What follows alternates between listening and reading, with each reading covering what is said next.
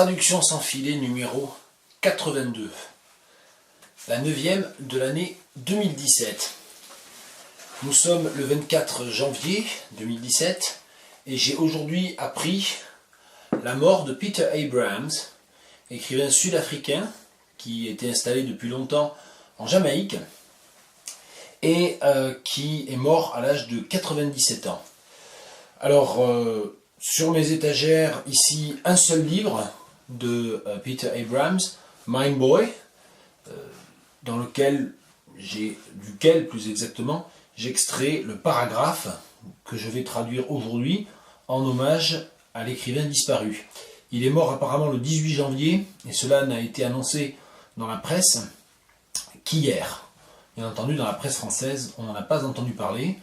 Je vérifierai ultérieurement si des livres de Peter Abrahams, qui est une des voix importantes de la littérature sud-africaine depuis les années 40, et surtout des années 40 aux années 70, savoir si à un moment donné il a été traduit. Je pense au moins que Mind Boy et peut-être Reef for Udom ont été traduits.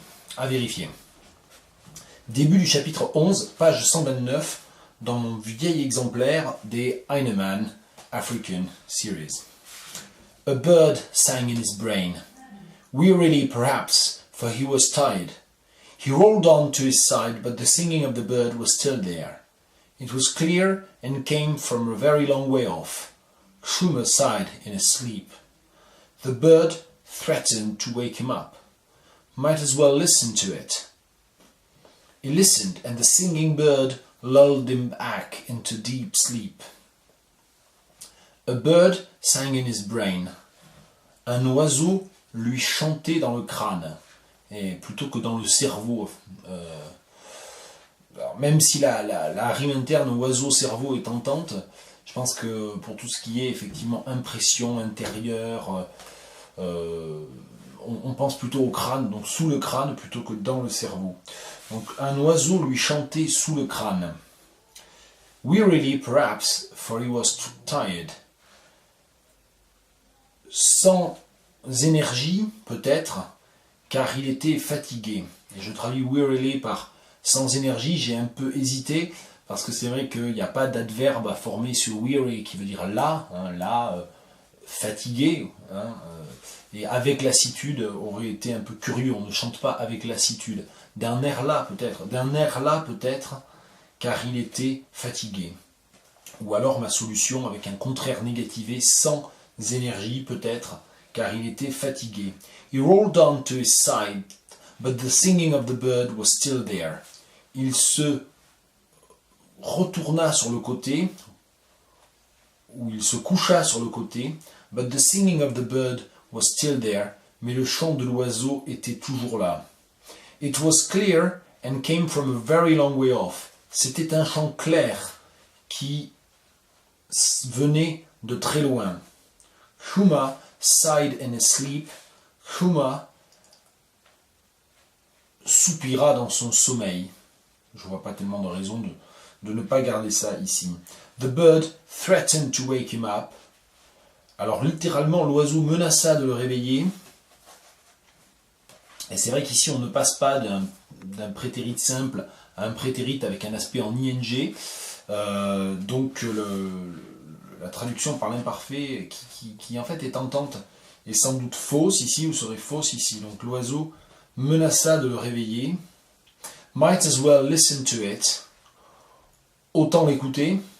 Et le problème avec cette traduction, c'est qu'il faudrait rendre dans la traduction le fait que might as well listen to it émane ici du personnage en fait. C'est vraiment on dit might as well listen to it, c'est ce qu'on se dit à soi-même en quelque sorte. Autant l'écouter. Je ne suis pas entièrement satisfait du coup de ce choix. He listened and the singing bird lulled him back into deep sleep. Il y prêta attention et l'oiseau qui chantait lulled him back into deep sleep, le berça et lui permit de se rendormir. Non, le fit se rendormir en le berçant, ou il se rendormit. on va en fait entièrement inverser le point de vue. En fait. The singing bird lulled him back into deep sleep. Il retrouva le sommeil en écoutant le chant de l'oiseau. Et il retrouva le sommeil en écoutant, ou au rythme peut-être, il retrouva le sommeil au rythme qui le berçait du chant de cet oiseau.